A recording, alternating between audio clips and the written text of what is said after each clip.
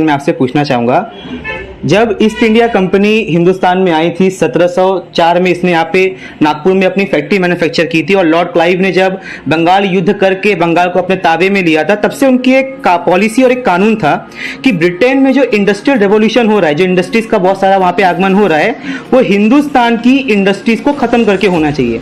इसके मुख्यतः परिणाम में 1950 तक हिंदुस्तान में खाली एक रिटेल का ही एक इंडस्ट्री था जो बहुत बड़े पैमाने पर था, बाकी हर इंडस्ट्री यहाँ पर खत्म हो गई थी। शिप बिल्डिंग खत्म हो गया था, हर तरह का इंडस्ट्री खत्म हो गया था। ये क्यों हुआ था? क्योंकि ब्रिटिशर्स जो थे इस तरह के टैक्स लगा के गए थे हमारे ऊपर कि कोई इंडस्ट्री वहां पे स्टैंड ही नहीं कर पाएगी।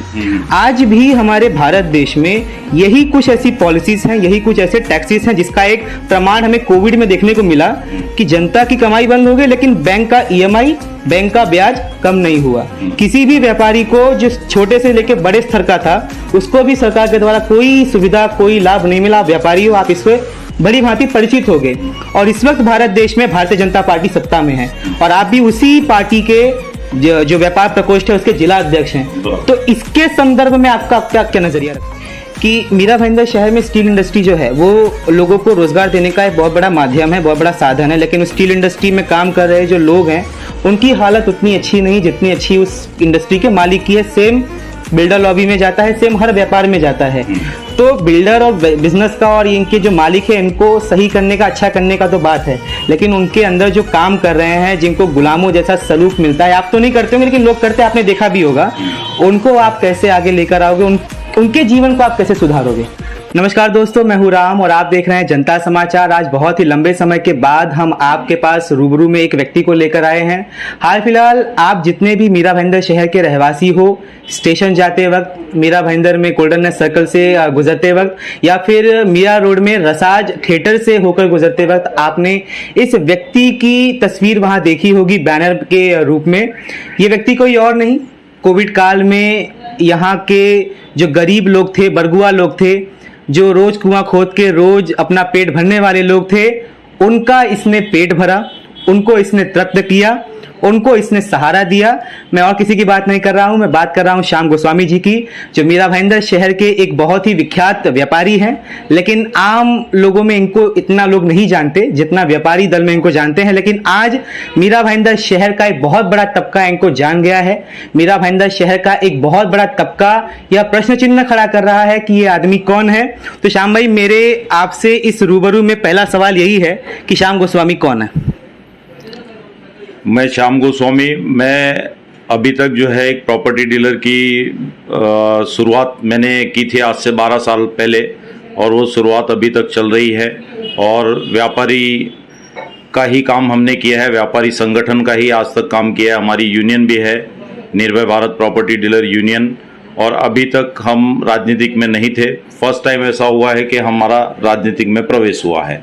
अच्छा, ये जो आज आपका बैनर लगा है हर जगह मीरा भाईंदर शहर के, ये क्यों लगा है, किस लिए लगा है? ये मुझे प्रेम करने वाले लोगों ने लगाया है। मैं मीरा भाईंदर जिला अध्यक्ष व्यापारी प्रकोष्ठ का मुझे पद मिला है। उस उपलक्ष्य में सभी मेरे प्रेम करने वालों ने ये मतलब बैनर लगाए हैं और मुझे शुभेच्छा दी है। उनको इस न्यूज़ चैनल के माध्यम से भी मैं सभी लोगों को धन्यवाद करता हूं जिन्होंने मुझे ये शुभेच्छा दी और मेरे बैनर लगाए। अच्छा, ये जो व्यापार प्रकोष्ठ है मीरा भाईंदर भारतीय जनता पार्टी का, जिसके आप जिला अध्यक्ष हो, इसमें आपका कार्य क्या रहेगा, इसमें आपकी भूमिका क्या रहेगी मीरा भाईंदर शहर के व्यापार के प्रति?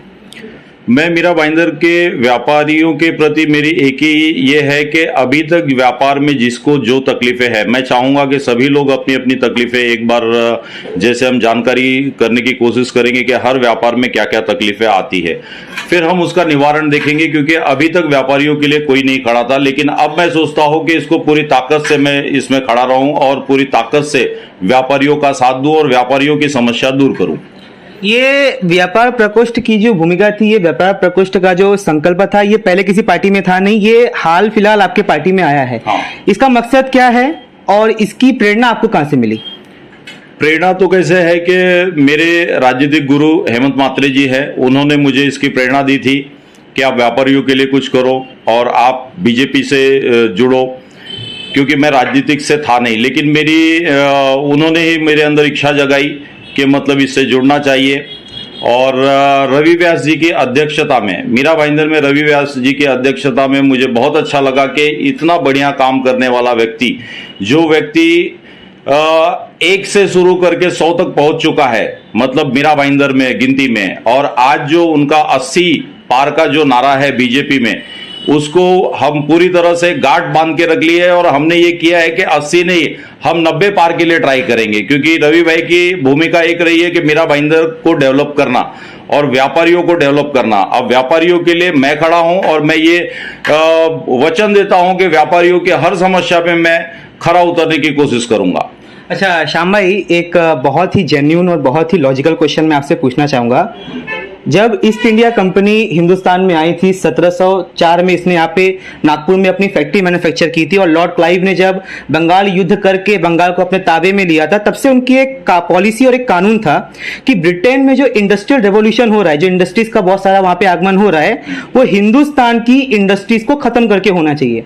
इसके मुख्यतः परिणाम में 1950 तक हिंदुस्तान में खाली एक रिटेल का ही एक इंडस्ट्री था जो बहुत बड़े पैमाने पर था, बाकी हर इंडस्ट्री यहाँ पर खत्म हो गई थी। शिप बिल्डिंग खत्म हो गया था, हर तरह का इंडस्ट्री खत्म हो गया था। ये क्यों हुआ था? क्योंकि ब्रिटिशर्स जो थे इस तरह के टैक्स लगा के गए थे हमारे ऊपर कि कोई इंडस्ट्री वहां पे स्टैंड ही नहीं कर पाएगी। आज भी हमारे भारत देश में यही कुछ ऐसी पॉलिसीज हैं, यही कुछ ऐसे टैक्सेस हैं, जिसका एक प्रमाण हमें कोविड में देखने को मिला कि जनता की कमाई बंद हो गई, लेकिन बैंक का ईएमआई, बैंक का ब्याज कम नहीं हुआ। किसी भी व्यापारी को जो छोटे से लेकर बड़े स्तर का था, उसको भी सरकार के द्वारा कोई सुविधा, कोई लाभ नहीं मिला। व्यापारी हो, आप इससे बड़ी भांति परिचित हो गए। और इस वक्त भारत देश में भारतीय जनता पार्टी सत्ता में है, और आप भी उसी पार्टी के जो व्यापार प्रकोष्ठ है उसके जिला अध्यक्ष हैं। तो इसके संदर्भ में आपका क्या नजरिया रखते हो?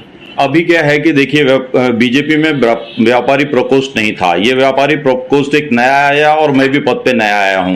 मैं चाहूंगा कि जो भी समस्याएं हैं, मैं आपको यही कहना चाहता हूं कि व्यापारियों की जो भी समस्या है मैं जानना चाहता हूं, और जानकारी लेके, मैं खुद भी व्यापारी हूं, मेरी समस्या क्या है मुझे पता है, लेकिन अब सारी समस्याओं को इकट्ठा करके उसको हमारे जिला अध्यक्ष रवि व्यास तक पहुंचाना, और रवि व्यास जी जो है आगे ऊपर तक ये समस्याओं को पहुंचाएंगे, और आगे चल के हमारी सरकार सत्ता में आएगी। हमारे मीरा भाईंदर की भी सत्ता में हम 100% आ रहे हैं, और आने के बाद हमारी एक ही इच्छा होगी कि हम इसको बहुत ही अच्छे लेवल पे इसका कुछ निवारण करें और व्यापारियों के लिए कुछ अच्छा करें। अच्छा, आप अगर 2023 की चुनाव जीत जाते हो, और अगर आप भी एक मुख्य तौर पे, क्योंकि आप बहुत ही जाने माने नगर सेवक, समाज सेवक हो, नगर सेवक में आप नहीं, राजनीति में आप अभी भी है, लेकिन अगर आप बनते हो एक नगर सेवक, तो मीरा भाईंदर शहर के व्यापारियों के लिए सबसे बड़ा लाभ क्या होगा? आपने क्या अपने दिमाग में सोचा है कि अगर मैं करता हूं या मेरी पार्टी करती है तो हम व्यापारियों के लिए यह काम तो अवश्य करेंगे? वो कौन सा काम है?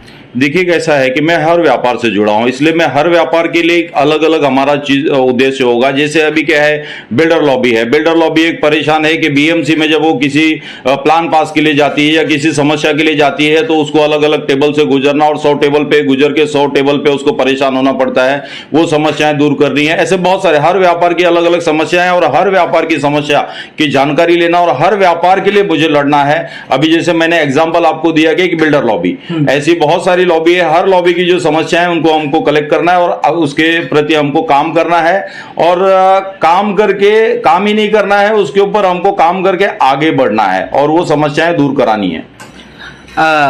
श्याम भाई, एक आखिरी सवाल आपसे पूछूंगा। बहुत लंबा बातचीत हुआ हमारा, ये आखिरी सवाल पूछ के हम बाद में खत्म करेंगे। मेरा आखिरी सवाल ये है कि मीरा भाईंदर शहर में स्टील इंडस्ट्री जो है वो लोगों को रोजगार देने का एक बहुत बड़ा माध्यम है, बहुत बड़ा साधन है, लेकिन उस स्टील इंडस्ट्री में काम कर रहे जो लोग हैं उनकी हालत उतनी अच्छी नहीं जितनी अच्छी उस इंडस्ट्री के मालिक की है। सेम बिल्डर लॉबी में जाता है, सेम हर व्यापार में जाता है।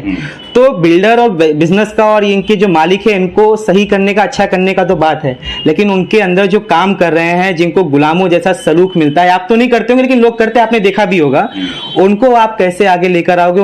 उनके जीवन को आप कैसे सुधारोगे? देखिए, कैसा आपका क्वेश्चन बहुत अच्छा है। ये जो एकदम लोअर मिडिल तबके के लोग हैं, इनको तो इनके लिए कुछ ना कुछ, इनके लिए कोई ना कोई कानून बनाया जाएगा मीरा भाईंदर में, और ऐसा कोई कानून बनाया जाएगा कि जिस कानून के तहत जो है इनको इनके मालिक सुविधा दे। उनको क्या सुविधा दी जा सकती है, उस सुविधा के ऊपर चर्चा होगी। चर्चा होके जो सुविधाएं, मतलब व्यापारी को भी परेशानी ना हो और उसके एम्प्लॉयज को भी परेशानी ना हो, ऐसा एक बीच का रास्ता निकाल के उनके लिए भी कुछ अच्छा किया जाएगा। व्यापारियों के लिए आखिरी मैसेज जितने भी हैं शहर के लिए, एक व्यापारी के तौर पे, बीजेपी के व्यापारी के तौर पे नहीं।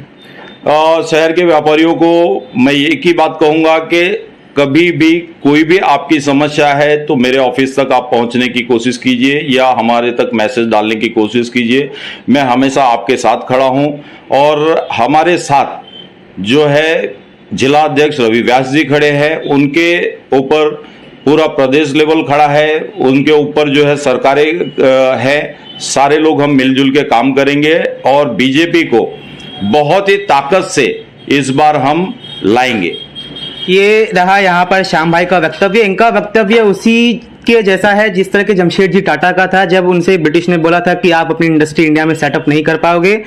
जमशेदजी टाटा ने ना से केवल 20 साल के संघर्ष के बाद 1901 में यहाँ पे इंडस्ट्री सेटअप की, बल्कि बहुत सारे इंडस्ट्रियों को यहाँ पे सेटअप होने के लिए प्रेरणा भी दी। उसी तरह की प्रेरणा ये श्याम भाई भी यहाँ पर अपने इंटरव्यू के माध्यम से दे रहे हैं। अगर उस समय अगर ये सब इतना चलन होता तो शायद जमशेदजी टाटा भी यही बोलते जो आज इन्होंने बात बोली है। रहा सवाल मीरा भाईंदर शहर के उन लोअर मिडिल क्लास का जो आज भी बड़े बड़े धन्ना सेठों द्वारा प्रताड़ित किए जा रहे हैं, तो उनके संदर्भ में भी इन्होंने बोला है कि वे कानून लाएंगे, एक ऐसे नियम लाएंगे जिससे उनका एक्सप्लॉयटेशन कम हो, वर्कर्स एक्सप्लॉयटेशन कम हो। ये तो रहा सवाल श्याम भाई का, आज उनका वक्तव्य। देखना यह है कि आगे आने वाले समय में इन्होंने जितनी बातें बोली है क्या वो उस पर खरा उतरते हैं और क्या वो सारे लोग जो प्रताड़ित हैं, क्या वो सारे व्यापारी जिनको सरकार की सुविधा नहीं मिल रही है उनको वो मिलती है और वो आगे बढ़ते हैं। इसी के साथ आप देख रहे थे जनता समाचार, मैं हूं राम।